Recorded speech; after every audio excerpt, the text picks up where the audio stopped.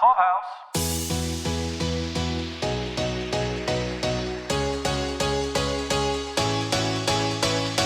Welcome back. This is Pod Clubhouse's continuing coverage of the 2026 edition of the ATX Television Festival. This is Paul. This is Caroline. This is for the third day, May 30th. This is Saturday. This was by far the longest day. There was more time spent on my feet and in panels than any other day, but this was a great day. So the first panel you went to was at the Omni in the Bridge Ballroom. Again, smart thinking to stay at the Omni. It was called Criminal Minds Evolution. And it said, prepare for the thrilling deep dive into the world of profiling as Criminal Minds Evolution returns to Paramount Plus for an all-new season. So you guys got to watch clips, have conversation with the showrunner and executive producer, alongside of stars, as they were discussing all the chilling new cases. Paul, yes. Let's dive in. One of the cool things about these panels is sometimes I just go and get pictures of the panels, even though I don't really know the show. And this was one of those shows where I just went to get pictures. They were all interesting people who seemed to have a good rapport with each other. Aisha Tyler, she was wearing like an interesting hat and sunglasses, which is interesting for indoors. Very avant-garde. Yeah. They discussed the show, the coming back, that they actually like being on a streamer as opposed to broadcast TV for various reasons, whether it's the scheduling or the nature of the storytelling or the length of the episodes even. As we know, streamers do whatever they want when it comes to episode length pretty liberally. Some things will be like an hour. Some things in that same series will be like a half an hour. But really, after that, I got to do something kind of neat. Right outside of the ballroom, there was the BritBox Unbox activation, which was funny because they had basically created a space out of, I don't know what it would be without it, because they had basically set up like a box that you went into that was like the BritBox. Get it? Mm-hmm. And then you go inside, but it's much bigger on the inside. You know what else is British and bigger on the inside? I do, the TARDIS. The TARDIS, right. There's not really a Doctor Who connection here, but it does make sense in that way. So they had a few activities on the inside. They had like a trivia quiz that you could take.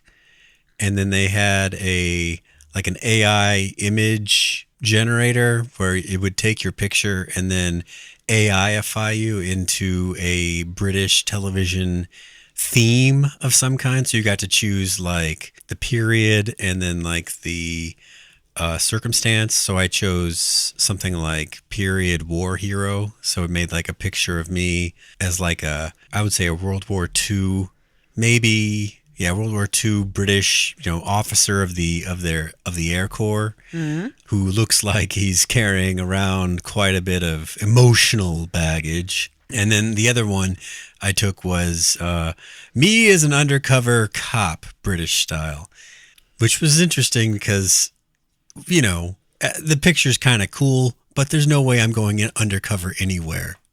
I would not mix in to the criminal element, no matter how many fingerless gloves I own. Oh my God. I like the idea of this, though, of having sort of this activation that you get to interact with. It's very South by Southwest. I like this direction that ATX is going.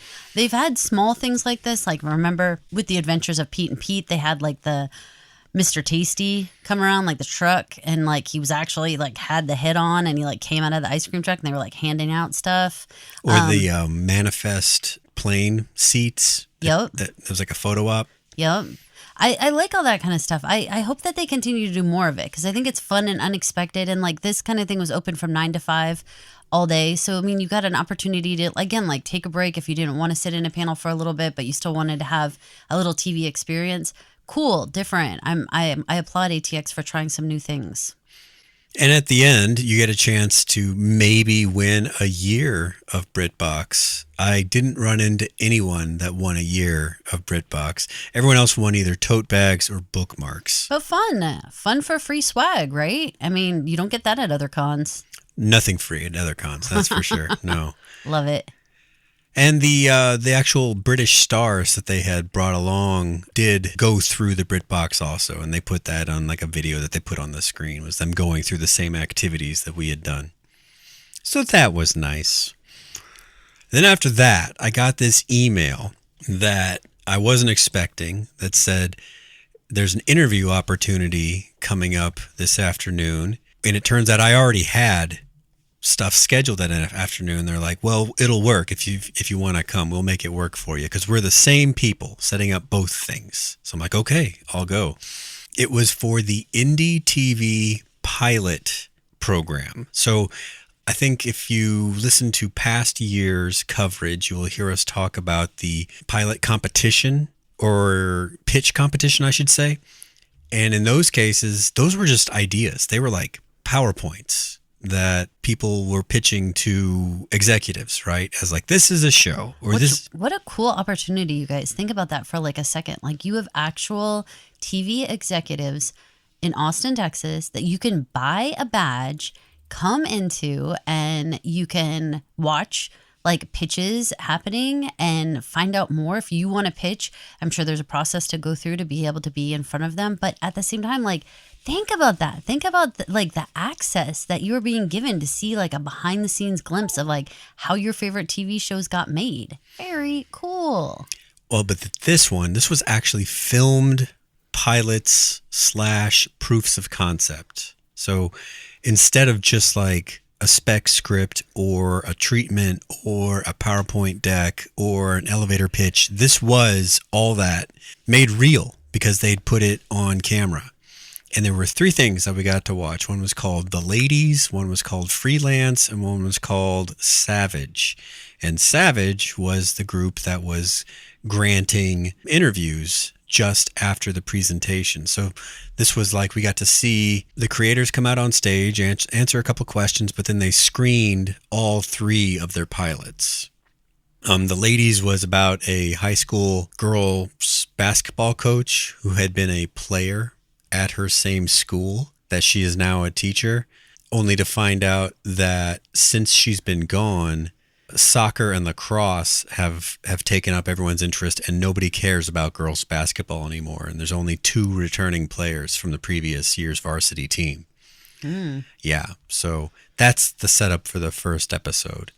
Freelance was about a group of young men in Ohio who were trying to run like a video business. Like the main character's name was Lance and the company's name was like Freelance Video or something like that. And of course, nobody on the entire team knows anything about how to actually make a video. It's just more like he just gets his friends together and puts cameras in their hands, hoping that magic will happen. And it doesn't. It doesn't. Hijinks ensue, Caroline. Okay. So both The Ladies and Freelance were comedies, not multicam comedies, but single cam comedies, like kind of the newer kind of comedy show. Okay. And then Savage was a completely different thing. Savage actually had people that were already Hollywood type people involved with it already. It was shot in Louisiana. The story was a person goes missing and another person is hired to go and find them in a eerie, out of the way town in Louisiana. So it's got sort of like a Twin Peaks type setup, except that's the end of where the comparison is. If you watch the show and compare it to Twin Peaks, you'd be like, well, that's nothing alike. Only the setup is the same. Okay. The rest of it is, the main character is, her last name is Savage. She's played by Bridget Regan, who is pretty well known. I don't know that she's ever been a lead on a show, but she has been in many shows. And she is recruited by a priest to come to this town of 10 people to find their missing person in swampland, Louisiana. They did shoot it in Louisiana. I got to speak to them. I got to speak to the writer and the producers and Bridget, and they confirmed like they used some of the crew from Sinners and from Your Honor and other shows that shot in New Orleans. I guess they still have like an apparatus for shooting there, and so they got to use some of them. So this was like a real professional type production for something that no one's bought yet, but they're ready to go. They say they have the entire first season plotted out. They know what they would do if they were given the money to go and do it. So Very exciting. yeah, it was pretty neat. So I got to talk to them after that. And so I got interviews with Connor Paolo and Nicholas Logan and Brittany Fallow and Bridget Regan all after that. And they were very nice. So just a reminder for our listeners, where can they see those interviews or listen? They will find those on YouTube very shortly at the @Pod Clubhouse channel. Then right after that, I needed to get to the Maximum Pleasure Guaranteed red carpet at the State Theater. They were gracious enough to hold my place on the red carpet, and I got a chance to talk to Jesse Hodges, who plays the other woman in the story, and I got to ask Tatiana Maslany one question. I did get to overhear several conversations. The name Maximum Pleasure Guaranteed was just the title of an email for male enhancement pills that the creator David Rosen got in his spam one day. That's funny. What a cool little nugget of info. Yeah, so he just thought that was a cool name for something. The story is about this woman who gets kind of dragged into this scam, this internet scam that turns into something much bigger than that. Like she's somehow now connected to this murder. There's a bad guy played by Murray Bartlett, who you might recognize from the first season of White Lotus. He was the guy that ran the hotel. Uh-huh. Since then, he's just been acting a lot. You know, he turns up in a lot of stuff. And in this, he plays kind of a psycho. But in person, he was actually very easygoing. He recognized one of my fellow reporters from something that they did 15 years ago. And he just went over and gave him a big hug and talked to him for a while. That kind of spent all his time, but still, that was just sort of neat to have that connection and him give someone that he knew some time like that. So that was cool. And after that, we got to see 2 episodes of the show and then watch a cast and creator panel talk about the show. I enjoyed the episodes that you and I have seen of the show. It was compelling. I felt drawn in. I mean, I didn't know where we were going with this. That the main character, the woman, is complicated. She's not somebody that I instantly relate to at all, and she's got layers, and there's parts to her that are kind of head scratching, you know, to figure out like what is your business here. But I think that it is something that would hook you if you are wondering if you should check out Maximum Pleasure Guaranteed. I think you definitely should, and just, you know, binge it, see what you think, and I think you're going to probably find it pretty interesting.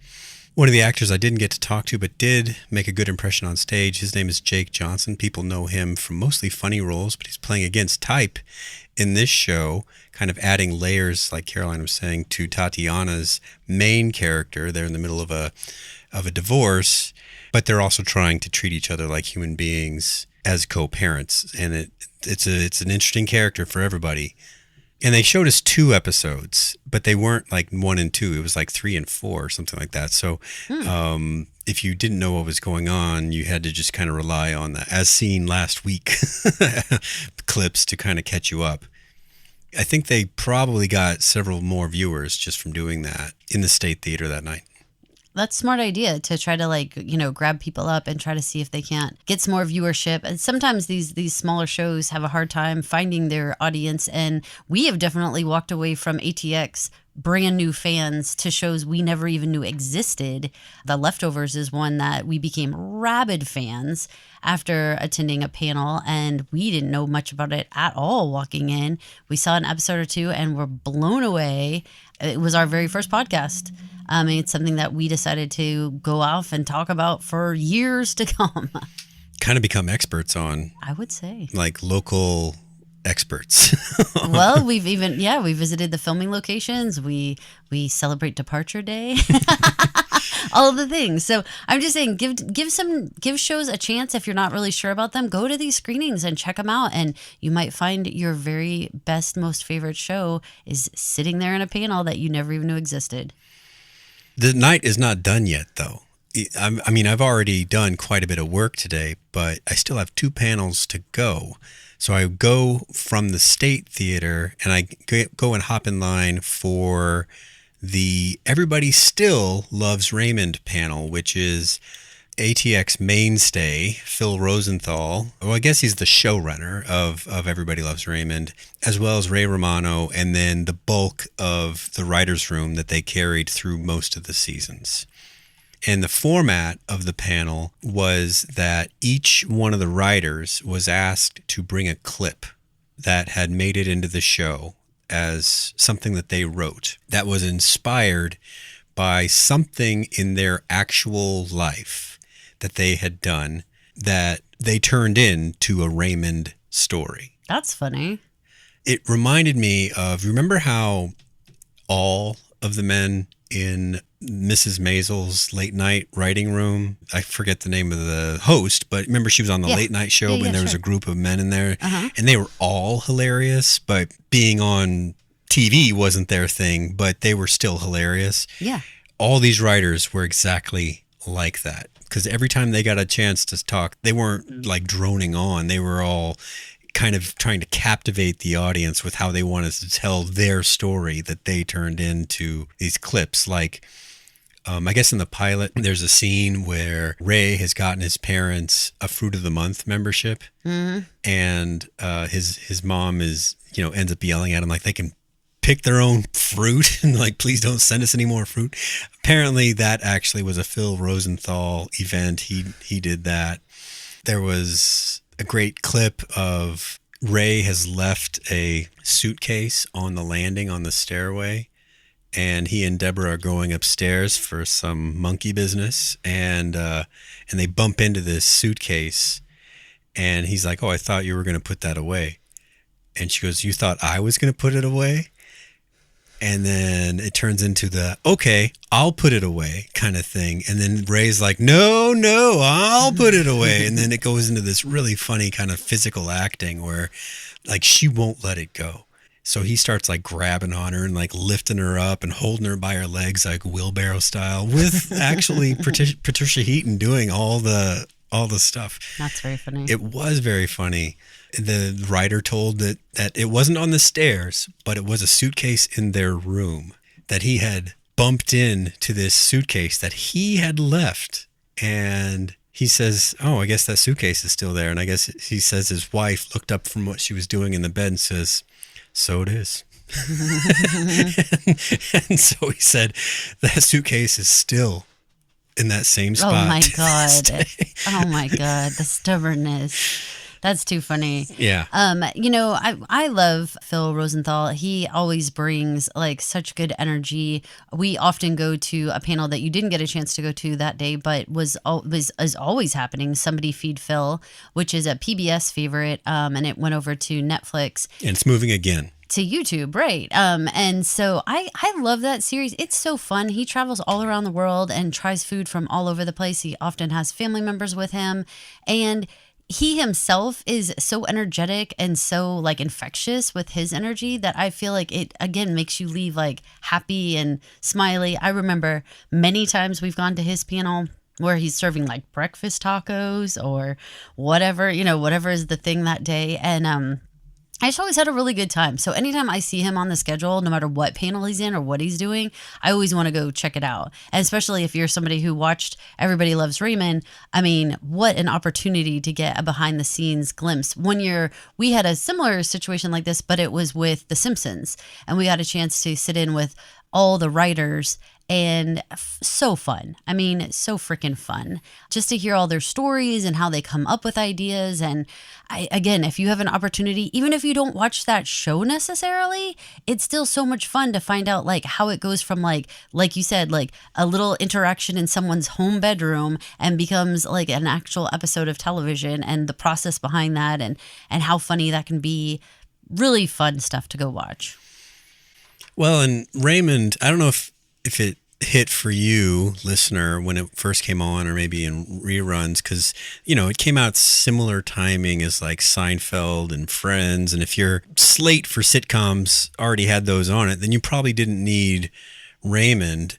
But I would go back and check it out, because with Doris Roberts and Peter Boyle on the roster, they add something that is just so real and super funny with the way that they play the parents in this very certain way.